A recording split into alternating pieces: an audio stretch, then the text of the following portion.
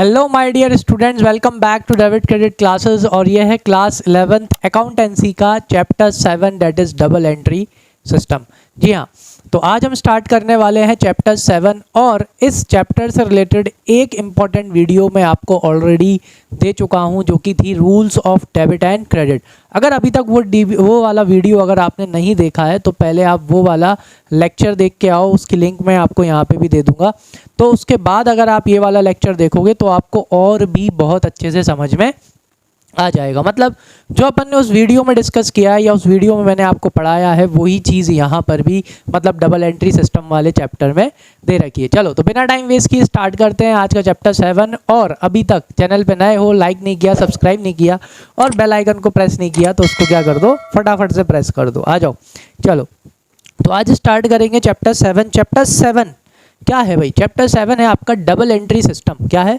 Double entry system. अब ये double entry system का मतलब क्या होता है? सबको पता है डबल का मतलब क्या होता है, 2, ठीक है, और एंट्री का मतलब क्या होता है, रिकॉर्ड करना। काय में? सिस्टम में। लेकिन इसका मतलब ये नहीं है कि आप 2 बार रिकॉर्ड करोगे, है कि नहीं।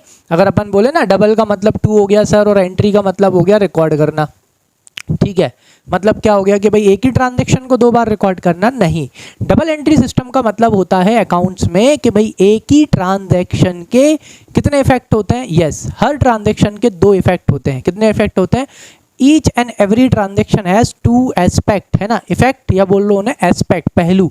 एक ट्रांजैक्शन के कितने एस्पेक्ट होते हैं बेटा? 2 एस्पेक्ट होते हैं, 2 पहलू होते हैं, ठीक है। मतलब कि जो यहाँ पे ये 2 है, 2 का मतलब है एक होगा डेबिट और एक क्या होगा, क्रेडिट। समझ में आया? ये होता है डबल एंट्री सिस्टम का मतलब। Double entry system means in each and every transaction will have at least 2 effect. कितने होंगे? 2 इफेक्ट होंगे, या बोलूं कि 2 एस्पेक्ट होंगे। एक डेबिट होगा तो दूसरा क्या होगा, क्रेडिट होगा। समझ में आया? मिनिमम 2 एस्पेक्ट तो होंगे ही होंगे, ठीक है। और उनका अमाउंट भी कैसा होगा? उनका अमाउंट भी इक्वल होगा। जी हाँ, डेबिट हमेशा किसके बराबर चलेगा? क्रेडिट के बराबर चलेगा, जो कि अपन ने अपने चैप्टर 6 अकाउंटिंग इक्वेशन में देखा था। That every transaction has dual aspect, यानी हर ट्रांजैक्शन के 2 इफेक्ट होंगे, 2 पहलू होंगे, 2 एस्पेक्ट होंगे। एक डेबिट होगा तो दूसरा क्या होगा, क्रेडिट होगा। और हमेशा ये दोनों कैसे होंगे बेटा? बराबर होंगे। कैसे होंगे?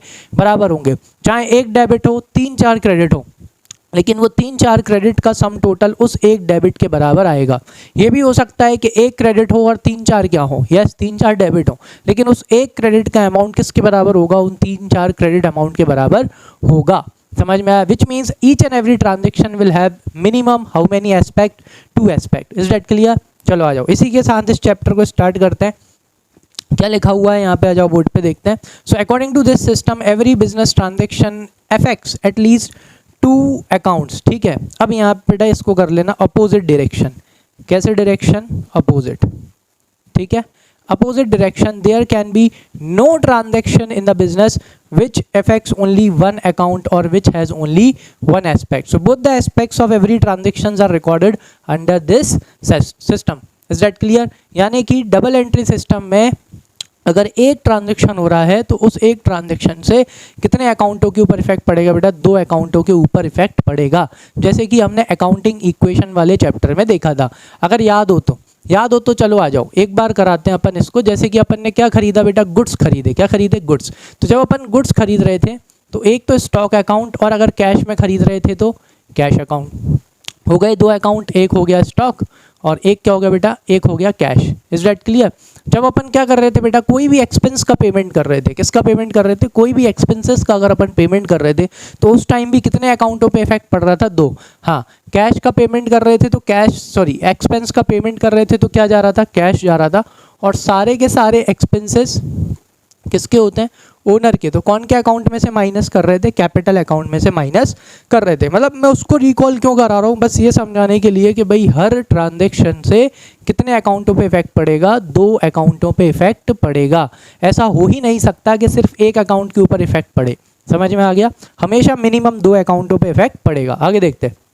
सो it may however be noted that double entry does not mean that transaction is recorded twice, जैसे कि मैंने आपको पहले ही बता दिया, but it means that at least 2 accounts are affected by the transaction. मतलब कितने अकाउंटों पे असर पड़ेगा? 2 अकाउंटों पे असर पड़ेगा, एक बेनिफिट रिसीव कर रहा होगा और एक बेनिफिट दे रहा होगा। So one account receiving the benefit and the other accounts yielding A benefit, यानी एक अकाउंट को बेनिफिट मिल रहा होगा और दूसरा अकाउंट उस बेनिफिट को क्या कर रहा होगा? प्रोड्यूस कर रहा होगा। जैसे फॉर एग्जांपल मान के चलिए आपने फर्नीचर परचेज किया। क्या परचेज किया? अपन ने फर्नीचर परचेज किया। तो जब आप फर्नीचर परचेज करोगे तो बेटा उससे क्या होगा? याद है अकाउंटिंग इक्वेशन में एसेट साइड में कौन आ जाएगा? फर्नीचर आ जाएगा, और फर्नीचर क्या हो जाएगा? बढ़ जाएगा। मतलब देखा जाए तो फर्नीचर अकाउंट को बेनिफिट मिल रहा है। पहले 5 फर्नीचर था आपके पास, आपने एक और खरीद लिया, 6 फर्नीचर हो गया। मतलब एक अकाउंट क्या कर रहा है? बेनिफिट रिसीव कर रहा है। और दूसरा अकाउंट जैसे फॉर एग्जांपल अगर आपने कैश में खरीदा है फर्नीचर, किस में खरीदा है? कैश में। तो कैश के वजह से क्या हो रहा है भाई? ये बेनिफिट क्या हो रहा है बेटा? यील्ड हो रहा है। यील्ड हो रहा है मतलब प्रोड्यूस हो रहा है। क्या हो रहा है? प्रोड्यूस। कैश नहीं होता तो क्या फर्नीचर खरीद पाते? नहीं खरीद पाते। या कि सर क्रेडिट में भी तो खरीद सकते, तो ठीक है दूसरा अकाउंट क्या हो जाता? क्रेडिटर हो जाता। अगर वो अपने को मतलब अपना डेटर मानने के लिए रेडी नहीं होता तो क्या अपन फर्नीचर खरीद पाते? बिल्कुल नहीं खरीद पाते। मतलब दोनों केसेस में यहाँ पे जो दूसरा अकाउंट है फर्नीचर वाला अकाउंट बेनिफिट रिसीव कर रहा है क्योंकि उससे फर्नीचर बढ़ रहा है, और जो दूसरा वाला अकाउंट रहेगा चाहे कैश में खरीदो चाहे क्रेडिट में खरीदो, वो क्या कर रहा है बेटा? उस बेनिफिट को प्रोड्यूस कर रहा है। क्या कर रहा है? प्रोड्यूस। इसलिए ठीक है, चलो आगे बात करते हैं। सो द पर्सन और the account receiving A benefit is debited. तो जो अकाउंट रिसीव करता है, बेनिफिट रिसीव करता है, उसे क्या करते हैं? डेबिट करते हैं। अभी हाल इस पे भी आएंगे। एंड द पर्सन और the account who give something to the business is credited, और उसे क्या किया जाता है? क्रेडिट किया जाता है। ठीक है, चलो अब नेक्स्ट उस पे चलते हैं। हाँ, प्रिंसिपल्स और characteristics of double entry system, कि भाई जो डबल एंट्री सिस्टम है उसके क्या प्रिंसिपल्स हैं और क्या कैरेक्टरिस्टिक्स हैं। सबसे पहला क्या है?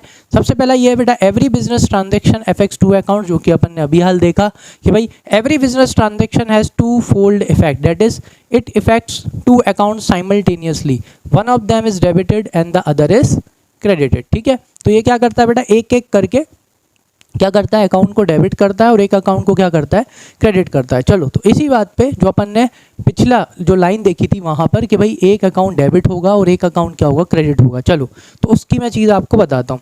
जैसे ही आप क्या खरीदोगे फर्नीचर, तो जो मैंने वीडियो डाला था रूल्स ऑफ डेबिट और क्रेडिट, उसके बाद में ये क्यों बता रहा हूँ, अब आपको वो चीज़ समझ में आएगी। चलो यहाँ देखो, अगर ट्रांजेक्शन हुआ है purchased furniture for cash, transaction क्या हुआ है? Purchased furniture for cash. क्या खरीदा है अपन ने? फर्नीचर खरीदा है काय में? कैश में। मान के चलो आपने 5,000 का फर्नीचर खरीदा। कितने हज़ार का फर्नीचर खरीदा? 5,000 का। चलो, तो अब यहाँ पे सबसे पहले तो अपन को 2 अकाउंट देखने हैं। 2 अकाउंट कौन कौन से बेटा? एक तो हो गया कैश अकाउंट और एक हो गया फर्नीचर अकाउंट। ठीक है, क्योंकि अपन क्या खरीद रहे हैं? फर्नीचर खरीद रहे हैं। अब ये दोनों के दोनों जो अकाउंट हैं, ये दोनों के दोनों रियल नेचर के अकाउंट हैं। कौन से नेचर के अकाउंट है? रियल। मुझे कैसे पता चला दोनों के दोनों रियल हैं? क्या दोनों लिविंग बीइंग हैं? बिल्कुल नहीं है। दोनों क्या है? नॉन लिविंग है। क्या दोनों को देख सकते हैं, छू सकते हैं? जी हाँ, बिल्कुल देख सकते हैं और छू सकते हैं। यानी कि ये आपके कौन से नेचर के अकाउंट होगा? ये आपके रियल नेचर के अकाउंट होगा। याद करो, पिछली क्लास में मैंने आपको रूल सिखाए थे। रियल नेचर का रूल क्या है? रियल नेचर का रूल होता है डेबिट व्हाट कम्स इन, और क्या होता है? Credit what goes out. Debit what comes in, credit what goes out. ठीक है, अब जर्नल का फॉर्मेट कैसा होता है बेटा? जर्नल का फॉर्मेट ये होता है डेट, यहाँ पे आप लिखते हो पर्टिकुलर्स, ठीक है, यहाँ पे आप लिखते हो LF लेडजर फोलियो, यहाँ पे आप लिखते हो डेबिट अमाउंट, और यहाँ पे आप लिखते हो क्रेडिट अमाउंट। ठीक है, और ऐसी लाइनें खींचते हो आप फॉर्मेट बनाते टाइम इस तरह से। ठीक है,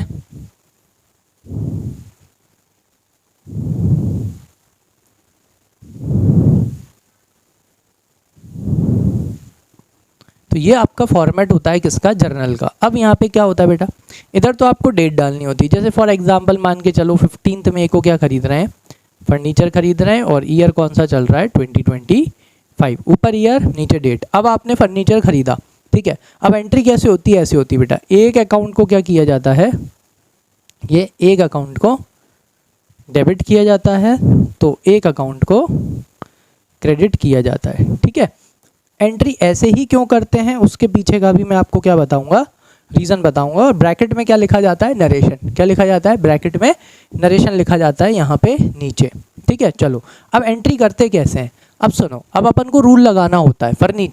फर्नीचर कौन से नेचर का अकाउंट है, रियल का रूल क्या बोलता है, डेबिट व्हाट कम्स इन। तो अकॉर्डिंग टू ट्रांजैक्शन बिजनेस में क्या हो रहा है, अपन फर्नीचर खरीद रहे हैं तो क्या हो रहा है बेटा, पैसा फर्नीचर आ रहा है, क्या आ रहा है, फर्नीचर आ रहा है। रूल क्या बोल रहा है, डेबिट व्हाट कम्स इन, यानी फर्नीचर अकाउंट क्या हो जाएगा, डेबिट हो जाएगा। ये मतलब यहाँ पे आप क्या करोगे, यहाँ पर आप फर्नीचर अकाउंट को डेबिट कर दोगे, डेबिट व्हाट कम्स इन। तो this account is receiving the benefit, क्योंकि इस अकाउंट में क्या हो रहा है, फर्नीचर आ रहा है तो फर्नीचर का अकाउंट जो है वो क्या कर रहा है, बेनिफिट रिसीव कर रहा है, ठीक है। चलो अब क्या होगा, एक अकाउंट क्या होगा, क्रेडिट होगा। थोड़ा इसको मिटा देता हूँ। चलो अब एक अकाउंट को क्या करना है, अपने को क्रेडिट करना है। क्यों करना है, देखो कैश क्या है भाई, दूसरा अकाउंट है, वो भी कौन से नेचर का अकाउंट है, रियल नेचर का अकाउंट है। रूल क्या बोलता है, debit what comes in, cash आ रहा है क्या, नहीं, फर्नीचर खरीदेंगे तो कैश क्या होगा, जाएगा।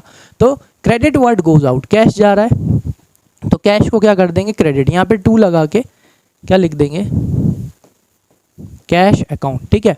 कितना गया, 5000 रुपीज़ डेबिट में लिख देंगे और 5000 रुपीज़ काय में लिख देंगे, क्रेडिट में लिख देंगे, ठीक है। तो देखो, तो एक अकाउंट को बेनिफिट मिल रहा है, फर्नीचर अकाउंट को बेनिफिट मिल रहा है, और वहीं पे इस बेनिफिट को प्रोड्यूस कौन कर रहा है, इस बेनिफिट को प्रोड्यूस कर रहा है कैश अकाउंट। कैश नहीं होता तो हम क्या नहीं खरीद पाते, फर्नीचर नहीं खरीद पाते। फिर नीचे बेटा अपन क्या लिखते हैं, नरेशन लिखते हैं। नीचे नरेशन में लिखा जाता है, जो हो रहा है वो लिखते हैं, फर्नीचर परचेज्ड फॉर कैश। तो यहाँ पे आप क्या देखोगे, यहाँ पे आप एक चीज़ देखोगे कि कितने अकाउंट इफेक्ट हुए, यहाँ पे 2 अकाउंट इफेक्ट हुए। कितने अकाउंट, 2। एक हो गया आपका ये कैश अकाउंट और दूसरा आपका कौन सा अकाउंट हो गया, फर्नीचर अकाउंट। समझ में आया। तो इस तरह से होता है डबल एंट्री सिस्टम, यानी कि every transaction, each and every transaction will have minimum 2 aspect. कितने एस्पेक्ट होंगे, 2। एक होगा डेबिट और दूसरा क्या होगा, क्रेडिट। अब जर्नल एंट्री का फॉर्मेट ऐसा ही क्यों है, ये डेबिट टू कैश अकाउंट। जब अपन जर्नल वाला चैप्टर कर लेंगे उसके बाद जब अपन लेडजर वाला चैप्टर करेंगे, उस चैप्टर में आपको बताऊंगा कि जो जर्नल एंट्री करने का जो ये फॉर्मेट है इसी तरह से क्यों है, मतलब इसी तरह से जर्नल एंट्री क्यों की जाती है, वो भी मैं आपको समझाऊंगा। लेकिन वो अभी नहीं, वो अपन कब समझेंगे, लेडजर वाले चैप्टर में आपको समझाऊंगा। आई होप ये समझ में आ गया होगा। इसका बस एक ही मोटिव ये था कि भाई एक ट्रांजेक्शन से कितने अकाउंट इफेक्ट होंगे, 2 अकाउंट इफेक्ट होंगे, ठीक है। चलो आ जाओ नेक्स्ट।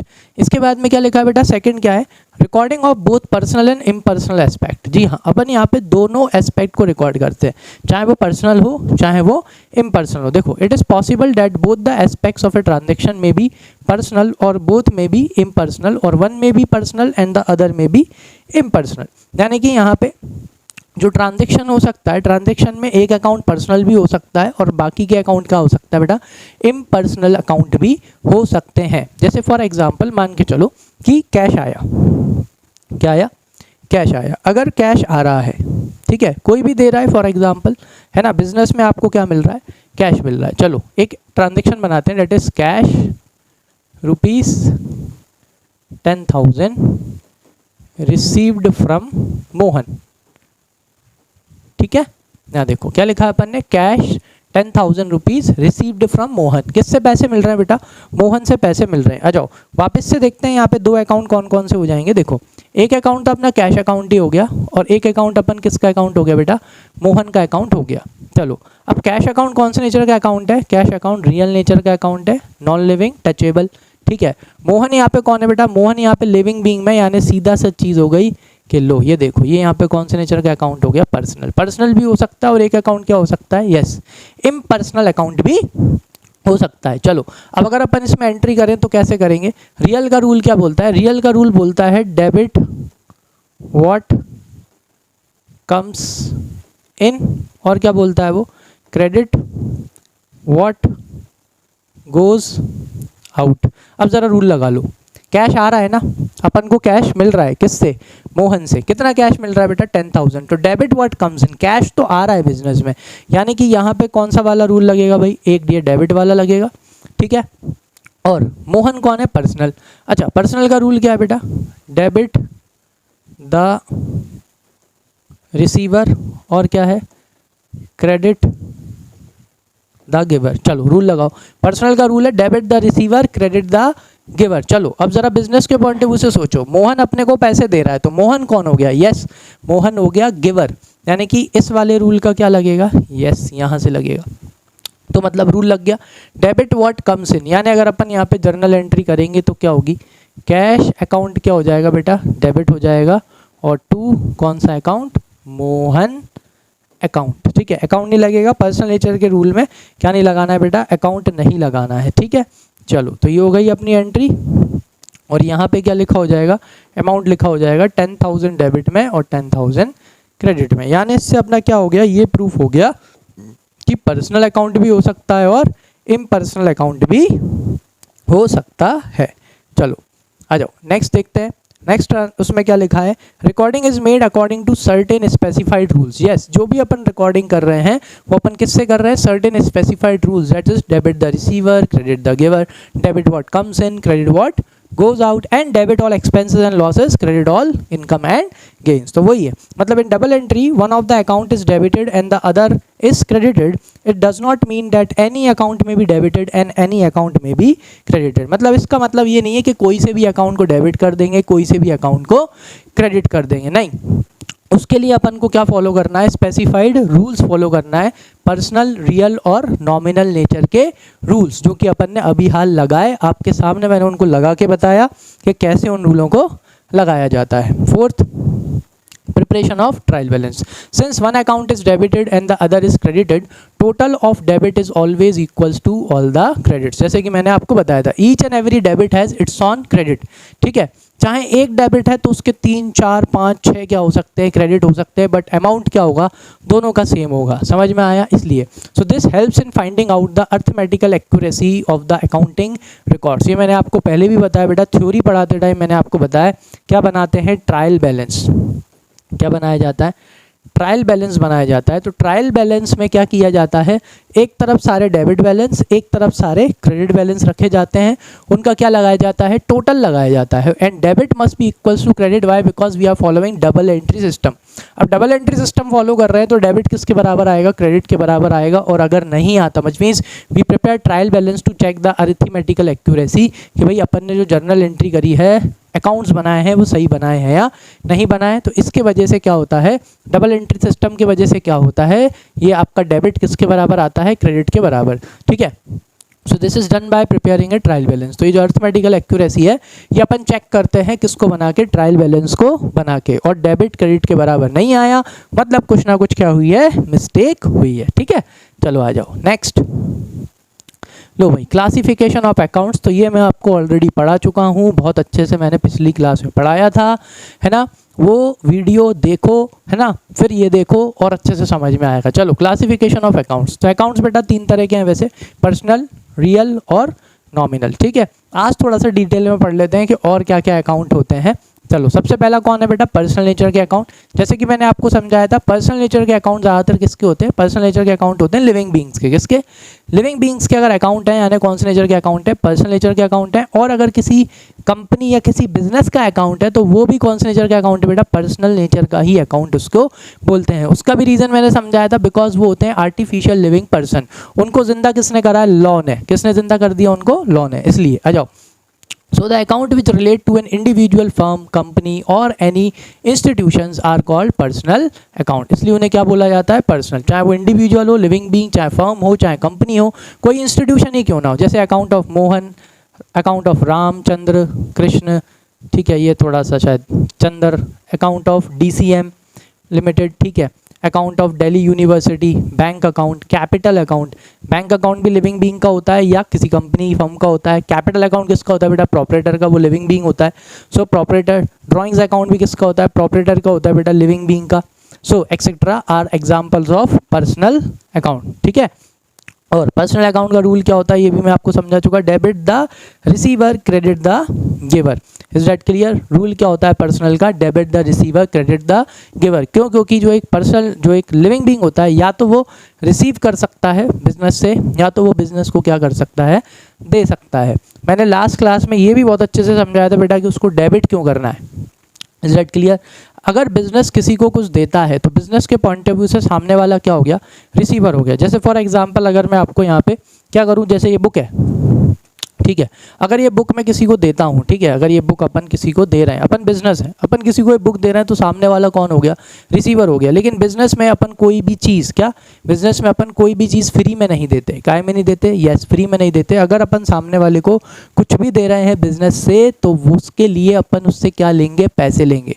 तो जो अपना रिसीवर होता है, डेबिट द रिसीवर, उसे डेबिट क्यों करते हैं? क्योंकि वो अपनी एसेट है। क्या है वो? अपनी वो एसेट है, अपन को उससे क्या लेना है, पैसे लेना है। That is why debit the receiver. जब तक वो पैसे नहीं दे देता तब तक वो डेबिट रहता है, तब तक वो बिजनेस की एसेट रहता है। आ जाओ नेक्स्ट, क्या लिखा है यहाँ पे, credit the giver. Credit the giver क्यों होता है, उसके पीछे का रीज़न भी मैंने बहुत अच्छे से समझाया था।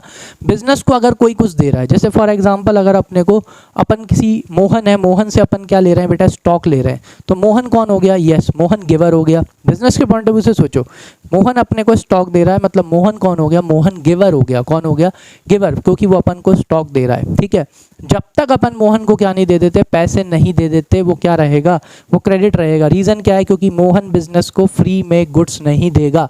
Is that clear? बिजनेस से वो क्या लेगा, इस चीज़ के पैसे लेगा, आज नहीं तो कल। तो जब तक अपन उसे पैसे नहीं दे देंगे, वो अपना गिवर है। गिवर है मतलब क्रेडिट द गिवर, आज नहीं तो कल उसको क्या देना है, पैसे देना है। जिसको पैसे देने होते हैं वो होती है लाइबिलिटी, और लाइबिलिटी को क्या करते हैं, क्रेडिट। ये भी मैंने आपको लास्ट उसमें बहुत अच्छे से समझाया था। आ जाओ, बस इसलिए पढ़ा रहा हूँ ये, क्योंकि इनने क्या थोड़े से इनके क्लासिफिकेशन दे रखे हैं, ठीक है, जस्ट फॉर थ्योरेटिकल पर्पस। जैसे types of classification of personal account, एक होते हैं बेटा natural personal account. Natural personal account यानी कि जो एक्चुअल में लिविंग बींग्स हैं उनके अकाउंट, ठीक है, जैसे कि अकाउंट ऑफ नेचुरल पर्सन, जैसे कि ह्यूमन बींग्स, ठीक है। नेचुरल पर्सनल अकाउंट में एक्चुअल में जो लिविंग बींग है, जैसे कि मोहन हो गया, सोहन हो गया, सीमा हो गया, Nirmala.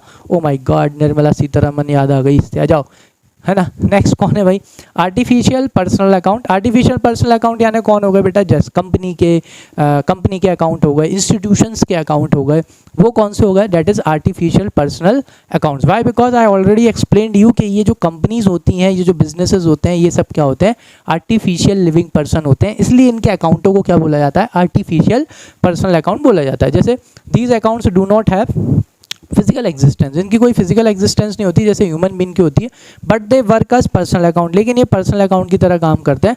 For example any firm's account, any limited company account, या any institution account say bank account, तो इनके ये अकाउंट होते हैं, ये क्या होते हैं, ये पर्सनल नेचर के ही होते हैं। इन्हें क्या बोला जाता है, artificial personal account. Why? Because they are artificial living person, this is the reason. ठीक है, आ जाओ, सी क्या दे रखा है बेटा, रिप्रेजेंटेटिव पर्सनल अकाउंट। कुछ क्या होते हैं, कुछ आपके रिप्रेजेंटेटिव पर्सनल अकाउंट होते हैं। रिप्रेजेंटेटिव पर्सनल, रिप्रेजेंटेटिव, ये रिप्रेजेंट कर रहे हैं क्या, एक ग्रुप ऑफ पर्सन को ये लोग क्या कर रहे हैं, रिप्रेजेंट कर रहे हैं। जैसे फॉर एग्जांपल आउटस्टैंडिंग सैलरी, क्या है भाई, आउटस्टैंडिंग सैलरी। अच्छा, आउटस्टैंडिंग का मतलब मैंने आपको पहले भी बताया था, समझाया भी था, है ना। आउटस्टैंडिंग सैलरी का मतलब होता है बेटा, सामने वालों से अपन ने क्या ले ली, सर्विस ले ली, लेकिन अभी तक अपन ने इनको क्या नहीं दिए, पैसे नहीं दिए। मतलब ये कौन का अकाउंट है, ये एम्प्लॉयज़ का अकाउंट है। ये वो एम्प्लॉयज़ हैं जिनको आपने अभी तक क्या नहीं दी है, सैलरी नहीं दी। तो this outstanding salary account is a representative personal account. क्यों? क्योंकि ये एक ऐसे एम्प्लॉयज़ को रिप्रेजेंट कर रहा है जिनको अभी तक अपन ने क्या नहीं दी है, सैलरी नहीं दी, और इनसे क्या करा लिया, काम करा लिया।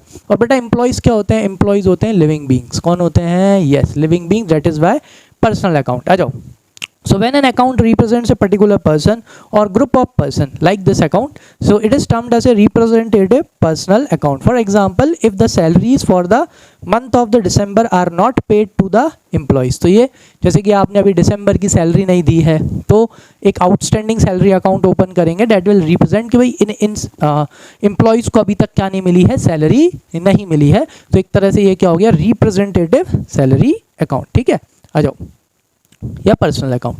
नेक्स्ट कौन से अकाउंट होते हैं, रियल अकाउंट।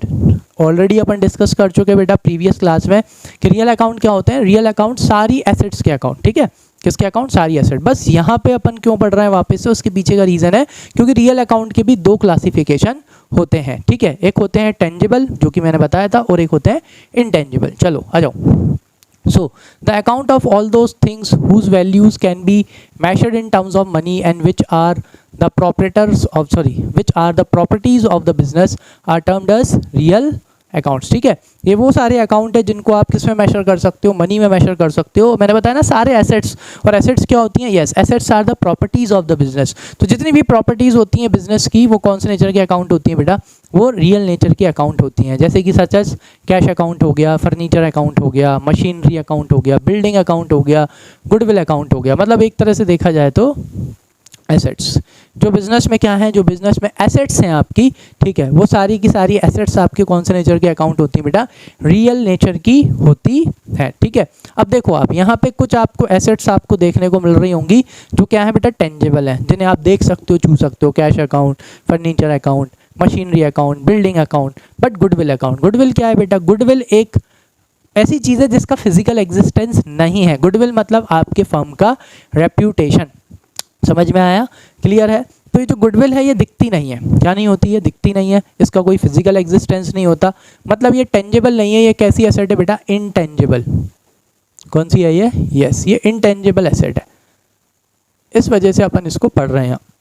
चलो इसका रूल भी बहुत अच्छे से समझा था, debit what comes in, credit what goes out. तो डेबिट व्हाट कम्स इन क्यों, क्योंकि ये जो नॉन लिविंग चीज़ें हैं ये बिजनेस में या तो आ सकती हैं कम इन, या तो जा सकती हैं। तो debit what comes in, credit what goes out. आती है तो डेबिट करो और जाती है तो क्रेडिट करो, ठीक है।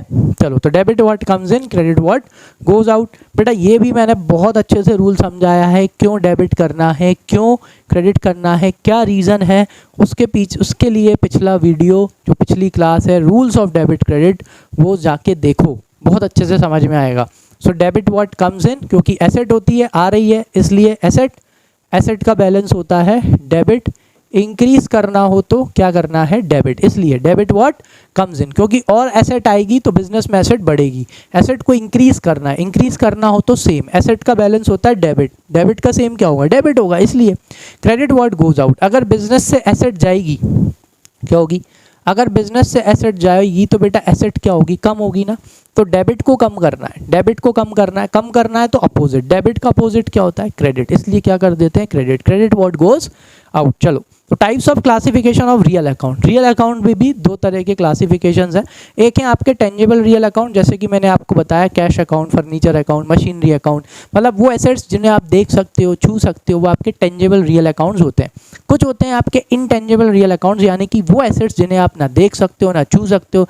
कॉपीराइट, पेटेंट, ट्रेडमार्क्स, ये मैंने आपको बताए थे पिछले चैप्टर में, मैंने समझाया था बेटा कि दीज आर इनटेंजिबल एसेट जिन्हें आप ना देख सकते हो ना छू सकते हो। आ जाओ टेंजिबल देख लेते हैं। So tangible real accounts are those accounts of the things which can be touched, felt, measured, purchase, sold etcetera. Example of such accounts are cash account, ये कैश अकाउंट होता है, stock account, furniture account, land account, building account etcetera, ठीक है। तो tangible account बेटा वो account है, ठीक है, जिन्हें आप छू सकते हो, जिन्हें आप फील कर सकते हो, मैशर कर सकते हो, परचेज कर सकते हो, बेच सकते हो, ठीक है। ये सारे के सारे आपके कौन से अकाउंट्स होते हैं, टेंजिबल अकाउंट। सिंपल सा बस ध्यान रखना है, जिन्हें देख सकते हैं, छू सकते हैं, जिनका एक्चुअल में फिजिकल एग्जिस्टेंस होता है, वो आपके क्या होते हैं, टेंजिबल रियल अकाउंट होते हैं। नेक्स्ट पेज पे दे रखे हैं इनटेंजिबल रियल अकाउंट। देखो इंटेंजिबल रियल अकाउंट ये वो होते हैं, these account represent such things which can not be touched, इन्हें क्या नहीं किया जा सकता, टच नहीं किया जा सकता, but of course their value can be measured in terms of money. लेकिन इनकी वैल्यू किस में मेजर कर सकते हैं, मनी में मेजर कर सकते हैं। जैसे कि एग्जाम्पल के तौर पे गुडविल हो गई, ठीक है, कॉपीराइट हो गया, ठीक है, इधर वाई रह गया, ठीक है, कॉपीराइट हो गया, पेटेंट हो गया, ठीक है, ट्रेडमार्क, ये सारी की सारी चीज़ें क्या है, यस ये सारी की सारी चीज़ें आपकी इंटेंजिबल एसेट्स हैं। कौन सी एसेट्स, इंटेंजिबल एसेट, ठीक है। चलो आगे जाओ। नेक्स्ट क्या कौन से अकाउंट हैं, यस नॉमिनल नेचर के अकाउंट। नॉमिनल नेचर के अकाउंट क्या होते हैं, मतलब कि पर्सनल में आ गए लिविंग बीइंग, रियल में आ गए नॉन लिविंग। ऑलमोस्ट वर्ल्ड में क्या होते हैं, लिविंग और नॉन लिविंग ही होते हैं। तीसरा इनने क्या डाल दिया, नॉमिनल के अकाउंट, यानी एक्सपेंसेस और लॉसेस के, इनकम और गेन्स के। तो एक तरह से देखा जाए तो सारे अकाउंट क्या हो गए, इन तीन ही अकाउंटों में कवर हो गए। मतलब नॉमिनल अकाउंट क्या होते हैं, These accounts includes all the accounts of all the expenses account and incomes and gains, ठीक है, एंड है ये, ठीक है, income and gains and examples of nominal accounts related to expenses are, ये भी मैंने आपको बताया था बेटा, सैलरी हो गया, रेंट हो गया, डिस्काउंट अलाउड हो गया, बैड डेब्ट्स हो गए। ये कौन से अकाउंट है बेटा, ये आपके एक्सपेंसेस हैं, ये सारे बिजनेस के क्या हैं, खर्चे हैं, सैलरी हो गया, रेंट हो गया, डिस्काउंट हो गया, एडवर्टाइजमेंट, बैड डेब्ट्स, कैरिएज, ये सब चीज़ें, ठीक है। So the examples of nominal account related to income are, income के भी देख लो बेटा, कमीशन रिसीव्ड हो गया, इंटरेस्ट रिसीव्ड हो गया, डिस्काउंट रिसीव्ड हो गया, रेंट रिसीव हो गया, ठीक है, सेल्स, ये आपके क्या है बेटा, ये आपकी इनकम होती हैं, ये क्या होती हैं, इनकम, ठीक है। इसका भी रूल क्या था, debit all expenses and losses, credit all income and gains. ये भी बहुत अच्छे से समझाया था। क्यों debit all expenses and losses, क्योंकि सारे के सारे एक्सपेंसेस किसके बिहाफ पे होते हैं, ओनर के बिहाफ पे होते हैं। किसके बिहाफ पे होते हैं, ओनर, ठीक है। और जो कैपिटल होता है, कौन होता है, कैपिटल, यस। कैपिटल का बैलेंस क्या होता है, कैपिटल का बैलेंस होता है क्रेडिट। इसलिए रूल क्या है, debit all expenses and losses, क्योंकि जैसे ही आप एक्सपेंसेस को डेबिट करते हो तो डेबिट करोगे, क्रेडिट को डेबिट करते हैं तो क्या होता है बेटा, कम हो जाता है ना। इसलिए ये देखो, जैसे ही आपने डेबिट किया तो कैपिटल अकाउंट क्या हो जाता है, कम हो जाता है indirectly. Credit all income and gains, सारी की सारी इनकम और गेन्स किसकी होती है, यस, ओनर की होती है। तो देखो, ओनर का अकाउंट होता है क्रेडिट, अगर आप क्रेडिट करोगे तो वो क्या हो जाएगा, इंक्रीज हो जाएगा। इसलिए सारी की सारी इनकम और गेन्स को क्या किया जाता है, क्रेडिट किया जाता है, credit all income and gains. ये भी मैंने बहुत अच्छे से पिछले वीडियो में सिखाया है, उसको जाओ देखो, ठीक है। लिंक आपको इसकी डिस्क्रिप्शन में भी दे दूंगा और स्टार्टिंग में भी दिखी होगी आपको, ठीक है। आ जाओ, तो एक ये डाला है कि भाई इलस्ट्रेशन नंबर 1 है, classify the following accounts in personal, real and nominal. चलो, तो बस एक सिंपल सा फंडा लगाना है। क्या लगाना है, लिविंग है तो सीधा पर्सनल, ठीक है। नॉन लिविंग है तो क्या देखना है, छू सकते हैं, देख सकते हैं क्या, तो क्या हो जाएगा, रियल हो जाएगा, ठीक है। और क्या देखना है, सिंपल सा बेटा, एक्सपेंस और इनकम अपन को समझ में आना चाहिए, वो बेसिक कॉमन सेंस है। आ जाओ, कैसे समझना है, इधर आओ। कैपिटल अकाउंट किसका होता है, ओनर का होता है। ओनर लिविंग बीइंग है, यस बिल्कुल। कौन से नेचर का अकाउंट हो गया, पर्सनल। चलो मेरे से आगे आगे चलो, ड्राइंग्स, ड्राइंग्स किसका है, ड्राइंग्स भी किसका अकाउंट होता है, यस, ओनर का। कैसा, क्योंकि ओनर अपने पर्सनल यूज़ के लिए जो चीज़ें निकालता है, यस, मतलब ये भी कौन सा अकाउंट हो गया, यस, पर्सनल नेचर का अकाउंट हो गया। अच्छा, कैश, क्या कैश लिविंग बीइंग है, नहीं है, कैश लिविंग बीइंग नहीं है, तो कैश नॉन लिविंग हो गया, यस, लिविंग नहीं है तो क्या हुआ, नॉन लिविंग हो गया। क्या कैश को देख सकते हैं, बिल्कुल। क्या कैश को छू सकते हैं, बिल्कुल, यानी कौन से नेचर का अकाउंट हो गया, यस, रियल। कैश अपना एक्सपेंस नहीं होता। नेक्स्ट, कैश रिसीव्ड, क्या लिखा है भाई, कैश रिसीव्ड लिखा है ना, तब भी ये कौन से नेचर का अकाउंट है बेटा, रियल नेचर का ही अकाउंट है, चाहे रिसीव लिखा हो चाहे पेड लिखा हो। लेकिन यहाँ पे इधर आओ, ये क्या लिखा है बेटा, कमीशन पेड। क्या लिखा है बेटा, कमीशन पेड, आपने कमीशन पे करिए, पे करिए, मतलब ये आपका एक्सपेंस है। क्या, ये आपका एक्सपेंस, एक्सपेंस है, मतलब ये कौन से नेचर का अकाउंट है, ये नॉमिनल नेचर का अकाउंट हो गया। कमीशन रिसीव्ड भी क्या है बेटा, यस, ये भी आपका क्या है, कमीशन यहाँ पे अब आपको मिल रही है, मिल रही है, मतलब ये आपकी क्या हो गई बेटा, इनकम। क्या हो गई, इनकम हो गई। कमीशन मिलती है तो इनकम, लेकिन फिर भी ये कौन से नेचर का अकाउंट रहेगा, नॉमिनल नेचर का। इधर आओ, परचेज, परचेज अपन क्यों यूज़ करते हैं, परचेज वर्ड अपन तब यूज़ करते हैं जब अपन क्या खरीदते हैं, स्टॉक। क्या खरीदते हैं, स्टॉक खरीदते हैं, याद है ना। परचेज वर्ड का इस्तेमाल, सेल वर्ड का इस्तेमाल उसमें ही करना है जिस बिजनेस में अपन डील करते हैं। अगर अपन फर्नीचर डीलर हैं तो परचेज, जब अपन खरीदेंगे फर्नीचर तो परचेज अकाउंट आएगा, बेचेंगे फर्नीचर तब सेल अकाउंट आएगा। मतलब जिस चीज़ में अपन डील करते हैं उसी के लिए परचेज अकाउंट का इस्तेमाल किया जाएगा और सेल अकाउंट इस्तेमाल किया जाएगा। आ जाओ, तो परचेज मतलब बेटा अपने लिए क्या होता है, यस, परचेज अपने लिए एक्सपेंस होता है, खरीदना, एक्सपेंस, एक्सपेंस यानी कौन से नेचर का अकाउंट, यस, ये कौन से नेचर का अकाउंट हो गया, नॉमिनल। तो लो, सेल, सेल का परचेज का उल्टा होता है, सेल्स मतलब इनकम। परचेज एक्सपेंस है तो सेल क्या है, इनकम है, इनकम है, मतलब ये कौन से नेचर का अकाउंट हो गया, यस, ये भी नॉमिनल नेचर का अकाउंट हो गया। चलो नेक्स्ट, इसके बाद कौन है बेटा, furniture. Again furniture living non living, furniture is non living, देख सकते हैं, छू सकते हैं, बिल्कुल। तो कौन से नेचर का अकाउंट हो गया, रियल नेचर का अकाउंट हो गया। चलो नेक्स्ट क्या है, कैश अकाउंट। अगेन कैश क्या है अपने लिए, रियल नेचर का अकाउंट, ठीक है, क्योंकि देख सकते हैं, छू सकते हैं। चलो बैंक अकाउंट, बैंक अकाउंट किसका होता है बेटा, बैंक अकाउंट हमेशा लिविंग बीइंग का होता है। किसका होता है, यस, बैंक अकाउंट हमेशा लिविंग बीइंग का हो सकता है, and that living being can be a actual living being, that is personal, natural personal account, और that can be a yes that can be a artificial personal account, ठीक है, यानी कि ये कौन से नेचर का अकाउंट हो गया, पर्सनल, हमेशा लिविंग बीइंग का ही होता है। नेक्स्ट कौन है, बैंक ओवरड्राफ्ट। बेटा बैंक ओवरड्राफ्ट भी किसका होगा, जब बैंक अकाउंट भी पर्सनल नेचर है तो बैंक ओवरड्राफ्ट भी पर्सनल, ये भी किसी पर्सनल का ही होगा, या तो रिप्रेजेंटेटिव का होगा, मतलब सॉरी नॉट रिप्रेजेंटेटिव, मतलब किसी लिविंग बीइंग का होगा या किसी इंस्टीट्यूशन का होगा, यानी artificial living person. Bank account sorry overdraft होता क्या है ये और समझ लो। बैंक ओवरड्राफ्ट का मतलब ये होता है कि भाई जो बैंक के रेप्यूटेड कस्टमर होते हैं उनको ओवरड्राफ्ट फैसिलिटी मिल जाती है।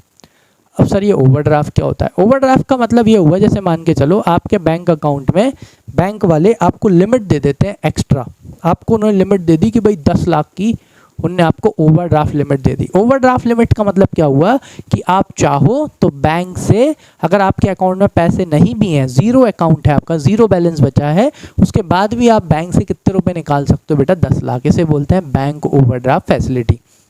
समझ में आया। अब मान के चलो कि आपके बैंक अकाउंट में 2 लाख थे, कितने थे, 2 लाख थे, आपने किसी को 5 लाख का चेक दे दिया, कितने लाख का चेक दे दिया, 5 लाख का, तो you have overdraft facility of how much, 10 lakh rupees. तो बैंक क्या करेगी, 2 लाख रुपए तो आपके अकाउंट से काट लेगी और आपको जो फैसिलिटी दी है इसमें से 3 लाख दे देगी।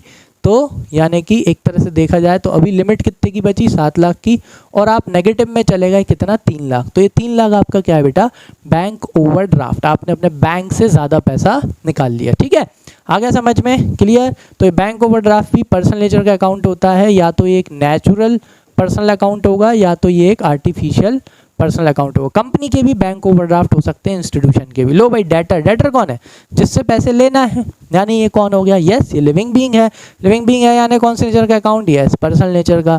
क्रेडिटर जिसको पैसे देना है, क्रेडिटर भी कौन होता है बेटा, लिविंग बीइंग होता है, ये भी पर्सनल नेचर का अकाउंट हो गया। ट्रैवलिंग एक्सपेंस, लो ये तो यहीं लिखा है एक्सपेंस, एक्सपेंस है मतलब यस नॉमिनल नेचर का अकाउंट हो गया। नेक्स्ट कौन है, goodwill, goodwill yes non living, non living, non living, but इसे तो देख भी नहीं सकते, ध्यान रखना पड़ेगा बेटा, ये आपकी गुडविल है, ये आपकी इंटेंजिबल एसेट है, यानी ये आपका रियल नेचर का अकाउंट है। कौन से नेचर का, रियल। नेक्स्ट क्या बेटा, पेटेंट, ये भी आपके कौन से नेचर का अकाउंट है बेटा, रियल। ठीक है, ठीक है, ये भी नॉन लिविंग है, लेकिन ये आपकी किस में आती है, रियल में, ये आपकी इंटेंजिबल रियल अकाउंट में आता है, मतलब इंटेंजिबल एसेट्स में आता है। ठीक है, चलो सैलरी, तो बिजनेस के पॉइंट ऑफ व्यू से बेटा सैलरी क्या होता है, यस एक्सपेंस, अगर एक्सपेंस है तो कौन से नेचर का अकाउंट, नॉमिनल नेचर का। नेक्स्ट क्या बेटा, सैलरी आउटस्टैंडिंग, ध्यान से, सैलरी तो है लेकिन क्या है, आउटस्टैंडिंग है, यानी ये आपका पर्सनल नेचर का अकाउंट है, जिसे अपन ने पढ़ा था रिप्रेजेंटेटिव पर्सनल अकाउंट, क्योंकि ये रिप्रेजेंट कर रहा है उन एम्प्लॉयज को जिन्हें अभी तक आपने क्या नहीं दी है, सैलरी नहीं दी। चलो नेक्स्ट देख लेते हैं क्या लिखा है, इंश्योरेंस अकाउंट। इंश्योरेंस बेटा अपने लिए एक्सपेंस होता है, क्या होता है, एक्सपेंस, एक्सपेंस है मतलब ये क्या है, ये आपका नॉमिनल नेचर का अकाउंट है। चलो नेक्स्ट देख लेते हैं क्या लिखा है, इंश्योरेंस प्रीपेड, क्या लिखा है, इंश्योरेंस आपका क्या है, प्रीपेड है, मतलब अभी आपने सर्विस नहीं ली, आपने पहले से ही पे कर दिया, मतलब ये आपकी क्या हो गई, एसेट, अकाउंटिंग इक्वेशन में समझाया था, तो ये आपकी क्या है बेटा, एसेट है, एसेट है, मतलब ये आपके कौन से नेचर का अकाउंट है, ये आपका रियल नेचर का अकाउंट है। नेक्स्ट इसके बाद क्या है, बैड डेब्ट्स रिटर्न ऑफ, आपने क्या करा, बैड डेब्ट्स को क्या कर दिया, राइट ऑफ कर दिया, यानी ये आपका क्या था बेटा, एक्सपेंस, यानी ये आपका नॉमिनल नेचर का अकाउंट, कौन से नेचर का, नॉमिनल नेचर। तो इस तरह से पता लगाते हैं कि कौन से नेचर का अकाउंट है ना। हाँ इसमें भी एक्सपेंस है, ये बैड डेब्ट्स रिकवर हो गए, बैड डेब्ट्स अगर आपके रिकवर हुए तो ये आपकी इनकम हो गई, क्या हो गई, इनकम हो गई, और ये आपका इनकम मतलब कौन से नेचर का अकाउंट, नॉमिनल। ठीक है, चलो आगे ये सब चीज़ें और डिटेल में अपन समझेंगे जब अपन क्या करेंगे, जर्नल एंट्री। आ जाओ इसे ख़त्म करते हैं। स्टेजेस और parts of double entry, double entry की क्या होती है बेटा, स्टेजेस होती हैं और क्या होते हैं, पार्ट्स होते हैं। सबसे पहला ओरिजिनल रिकॉर्ड, यानी कि क्या होता है, जैसे ही आप ट्रांजैक्शन होता है उस ट्रांजैक्शन को आइडेंटिफाई करने के बाद आप उसे सबसे पहले जहाँ रिकॉर्ड करते हैं that is books of original entry, यानी कि जर्नल। समझ में आया, तो वो आपकी क्या हो जाती है, पहली स्टेज हो जाती है दैट इज ओरिजिनल रिकॉर्ड, यानी all the transactions are first recorded in a primary book, और उस प्राइमरी बुक को क्या बोला जाता है, जर्नल बोला जाता है। When the business is big one and the number of transaction is large, journal is divided into various books which are called sub division of journal और सब्सिडरी बुक्स। चलो सिंपल उसमें बताता हूँ क्या होता है ना, अगर आपका बिजनेस छोटा है, बिजनेस छोटा है तो काय से काम चल जाएगा, जर्नल से काम चल जाएगा। आप अपनी सारी एंट्रीज, आप अपने सारे ट्रांजैक्शंस जर्नल में रिकॉर्ड कर सकते हो। जर्नल मतलब डेली बुक ऑफ रिकॉर्ड। ठीक, अगर आपका बिजनेस बहुत बड़ा है, अगर बिजनेस बड़ा है तो ट्रांजैक्शन भी बड़े होंगे। तो अगर बिजनेस बड़ा होता है, ट्रांजैक्शन बहुत सारे होते हैं, तो क्या किया जाता है, जर्नल को सब डिवाइड कर दिया जाता है। जर्नल के डिवीजन हो जाते हैं और उस डिवीजन को आप सब डिवीजन बोलते हैं जर्नल का, या उसे क्या बोलते हैं, सब्सिडरी बुक्स। सब्सिडरी बुक्स का मतलब क्या है बेटा, जर्नल के साथ, किसके साथ, यस, जर्नल के साथ यहाँ पे कैश बुक बनाई जाती है, परचेज बुक बनाई जाती है, सेल्स बुक बनाई जाती है, परचेज रिटर्न बुक बनाई जाती है, सेल्स रिटर्न बुक बनाई जाती है। ठीक है, तो जर्नल के साथ बाकी इन में भी क्या करे जाते हैं, ट्रांजैक्शंस रिकॉर्ड करे जाते हैं जब बिजनेस क्या हो जाता है, बड़ा हो जाता है। इसका भी अपन एक पूरा चैप्टर पढ़ेंगे। चलो, हो गई जर्नल, हो गई या सब्सिडरी बुक हो गई अगर बड़ा बिजनेस है। अब क्या करते हैं, क्लासिफिकेशन, ये भी मैं आपको समझा चुका हूँ, यानी कि एक किताब बनाते हैं जिसका नाम क्या होता है, लेडजर, और इस लेडजर में सबके क्या खोले जाते हैं, यस, अलग अलग अकाउंट्स खोले जाते हैं। आ जाओ। So in this stage all the transactions are recorded in a journal और its subsidiary books are transferred to the posted in a classified form of another book which is called ledger. एक अलग से किताब बनाते हैं जिसका नाम क्या होता है, लेडजर, और इस बुक के अंदर, this book contains on different pages individual accounts heads under which all the financial transactions of similar nature are collected at one place, so that the combined effect of all the transactions related to a particular account may be ascertained. Posting in ledger is also known as classification stage. Journal हो गई, journal हो गई या subsidiary book बन गई। उसके बाद क्या बनाते हैं, एक और बुक बनाते हैं जिसका नाम क्या होता है, लेडजर। उस लेडजर में सबके क्या खुलते हैं बेटा, अलग अलग अकाउंट, सारे एसेट्स के अलग अलग account, land, building, plant, machinery, furniture, ठीक, सारी लाइबिलिटीज़ के अलग अलग account, creditors, bank loan, debentures, ठीक है, सबके अलग अलग अकाउंट खोलते हैं, कैपिटल अकाउंट, ठीक है, सारे एक्सपेंसेस के अलग अलग अकाउंट, जैसे परचेज के अकाउंट है ना, salary, wages, carriage inward, interest, सबके क्या खोले जाते हैं, एडवर्टाइजमेंट, अलग अलग अकाउंट, सारी इनकम के अलग अलग account, sales, commission receive, rent receive, dividend receive, interest receive, सारी इनकम के अलग अलग, मतलब सबके अलग अलग अकाउंट खोले जाते हैं। ठीक है, अब यहाँ पे क्या हो गया, सबके अलग अलग अकाउंट खोल लिए। नाउ जो अकाउंट मतलब सिमिलर ट्रांजैक्शन, मतलब वो ट्रांजैक्शन जिनके कैरेक्टरिस्टिक्स और फीचर्स कैसे होते हैं, सेम होते हैं, उनको उस अकाउंट में डाल दिया जाता है। जैसे कैश अकाउंट, कौन सा अकाउंट है बेटा, कैश अकाउंट, यानी सारे कैश के ट्रांजैक्शंस कहाँ जाएंगे, यस, कैश अकाउंट में जाएंगे। सेल्स अकाउंट, सारे सेल्स के ट्रांजैक्शन, सेल के ट्रांजैक्शन मतलब चाहे कैश में करी हो सेल, चाहे क्रेडिट में की हो, कहाँ जाएंगे, सेल्स अकाउंट में। ऐसे ही परचेज अकाउंट, सारे परचेज के ट्रांजैक्शन, चाहे कैश में परचेज की हो, चाहे क्रेडिट में परचेज की हो, ऐसे सारे अकाउंट्स बनाए जाते हैं। और उन अकाउंट्स के जितने भी ट्रांजैक्शन होते हैं, those who are of similar characteristics, similar nature, उनको उस एक अकाउंट में डाला जाता है ताकि उनका इफेक्ट पता चल सके। क्या पता चल सके, समझ में आया। जैसे कैश अकाउंट से क्या पता पड़ेगा, कितना कैश आया, कितना कैश गया, कितना कैश बचा। सेल्स अकाउंट से क्या पड़ेगा, कितनी सेल्स हुई, कितनी कैश में हुई, कितनी क्रेडिट में हुई।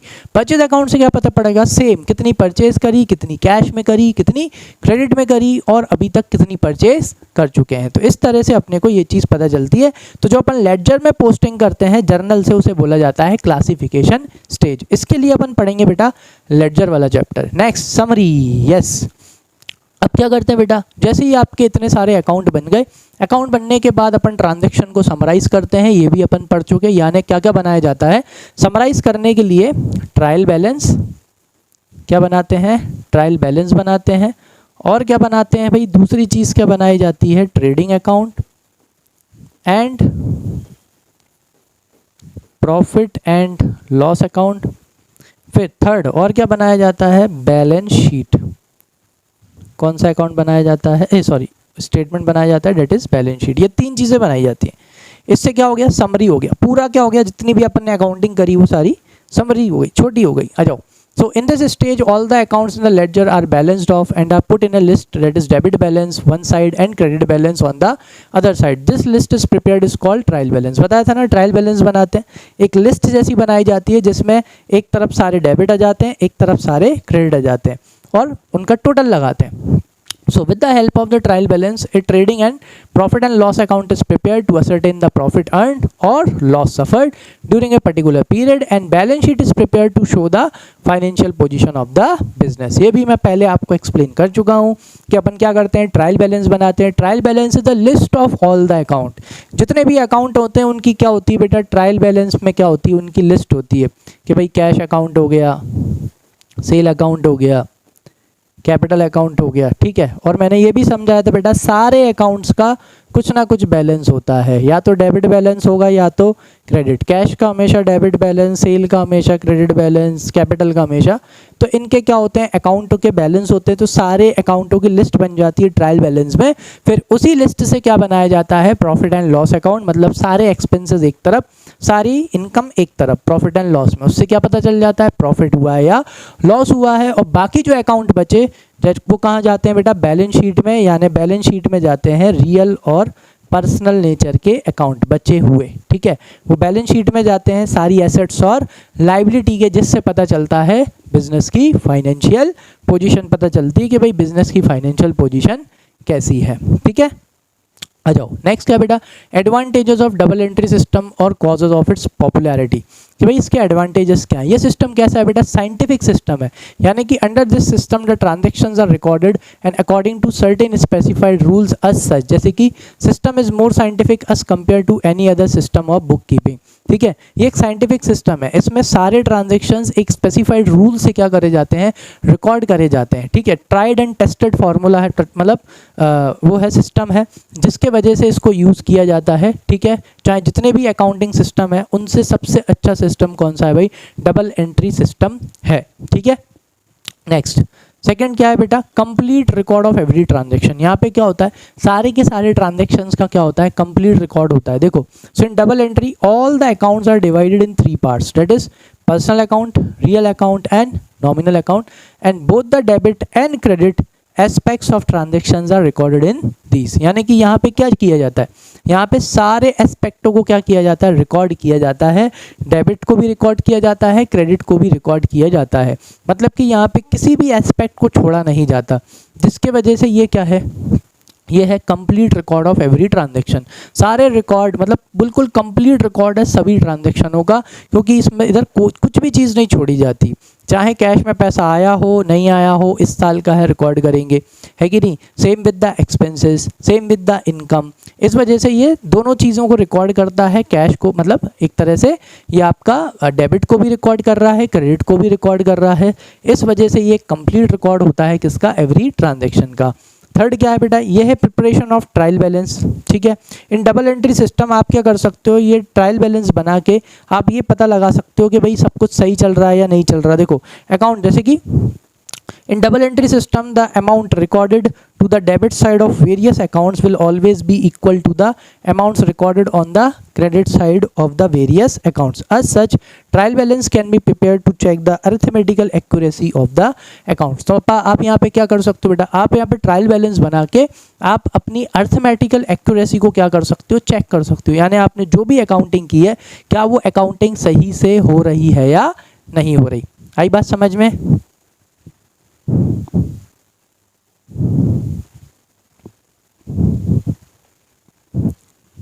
चलो नेक्स्ट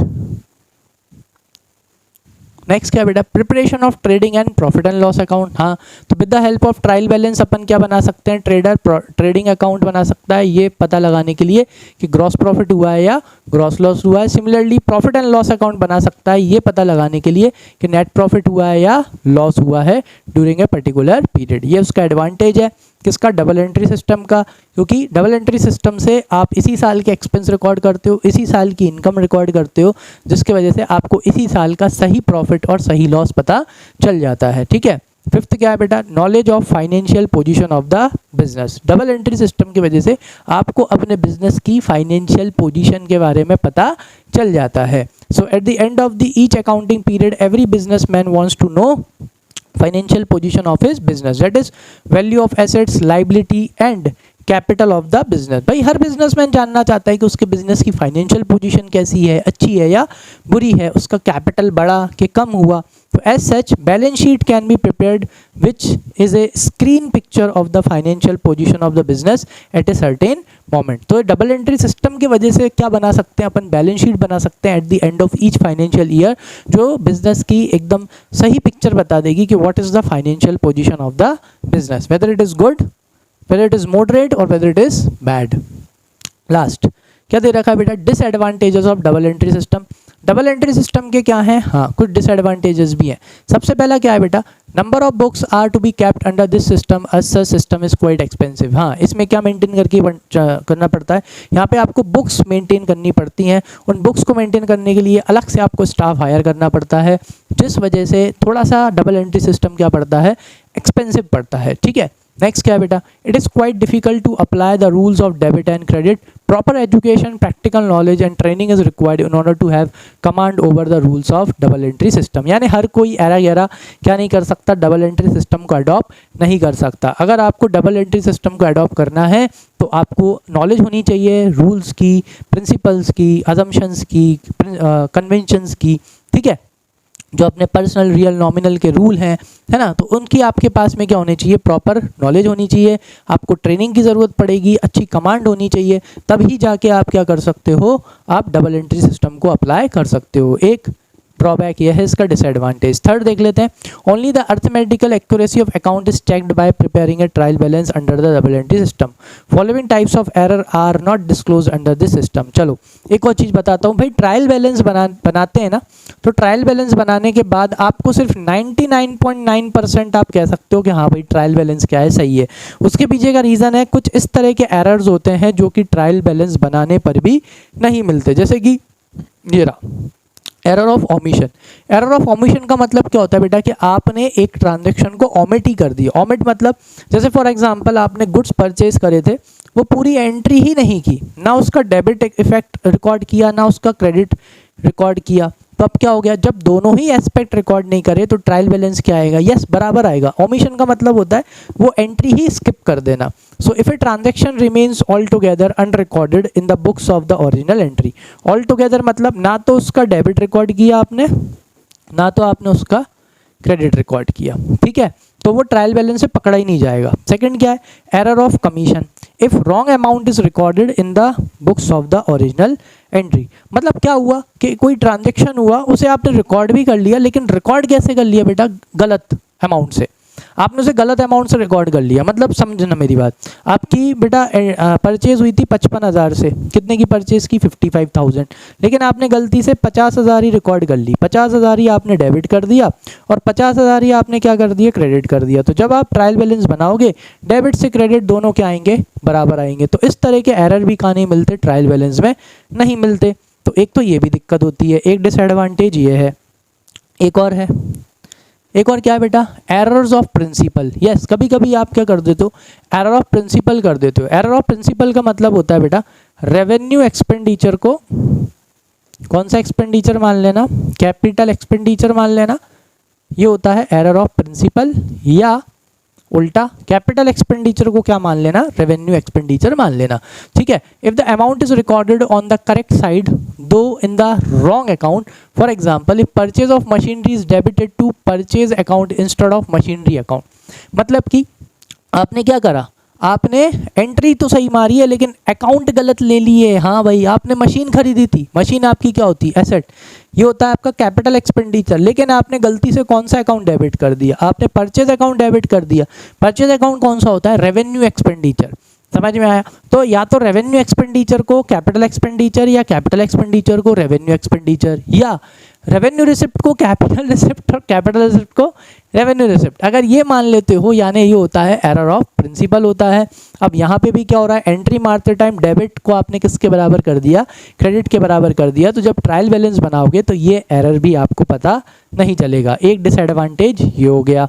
ठीक है, अगर क्या हो रहा है बेटा, एरर ऑफ प्रिंसिपल हो रहा है, एरर ऑफ कमीशन हो रहा है, या एरर ऑफ ओमिशन हो रहा है, तो आपको ये एरर ट्रायल बैलेंस में नहीं मिलेंगे। ठीक है, चलो नेक्स्ट क्या है बेटा, नेक्स्ट दे रखा है आपका कंपनसेटिंग एरर्स। क्या होते हैं compensating, yes, if the effect of one error is cancelled by the effect of some other error. कभी कभी कंपनसेटिंग एरर हो जाते हैं। कंपनसेटिंग एरर मतलब ऐसा हो जाता है, जैसे कि मान के चलो कि भाई 1,000 आपने डेबिट में गलती से ज़्यादा लिख दिया, ठीक है, किसी एंट्री में, और किसी एंट्री में आपने गलती से 1,000 रुपये क्रेडिट में भी कैसा कर दिया, ज़्यादा कर दिया।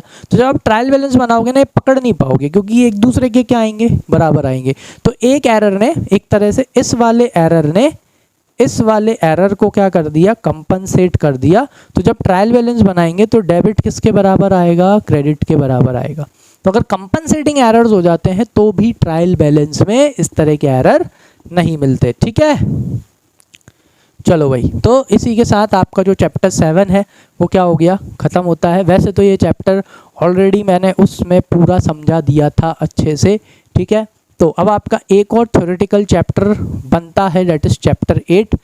तो उसको लेके मैं थोड़ा सा वो हो रहा हूँ कि उसे पहले पढ़ाऊँ कि नहीं पढ़ाऊँ, देखते हैं कैसा मेरा मूड रहता है ना। Otherwise we will start journal. मेरा मन है कि क्योंकि अभी रूल समझाए हैं मैंने आपको अच्छे से, ठीक है, एक बार और उस वीडियो को देख लेना, इसको देख लेना, है ना। रियल, नॉमिनल, पर्सनल नेचर के रूल मैंने आपको समझाए हैं, तो उन्हें आप अच्छे से देख लेना एक बार और। हो सकता है शायद नेक्स्ट में मैं आपको सीधा जर्नल एंट्रीज पे लेके जाऊं। इस चैप्टर को हो सकता है अभी मैं आपको होल्ड पे रख दूं, डेट इज़ चैप्टर 8। ठीक है, हो सके तो खुद भी आप पढ़ के देख लेना। ऐसी ट्रिक बताऊंगा बेटा, 50% आपका जर्नल पहले ही दिन ख़त्म हो जाएगा। जी हाँ, ऐसी ट्रिक बताऊंगा कि पहले ही दिन 50% जर्नल हो जाएगा, पहले ही दिन से आप जर्नल करना चालू कर दोगे, और बाकी 1-2 दिन में जो बाकी की एंट्रीज़ हैं वो भी करना मैं आपको सिखा दूंगा। चलो, तो आज के लिए इतना काफ़ी है। अगर अच्छे से समझ में आया हो, लाइक कर दो, सब्सक्राइब कर दो और बेल आइकन को प्रेस कर दो। ठीक है, मिलते हैं अपने नेक्स्ट पार्ट में। Thank you.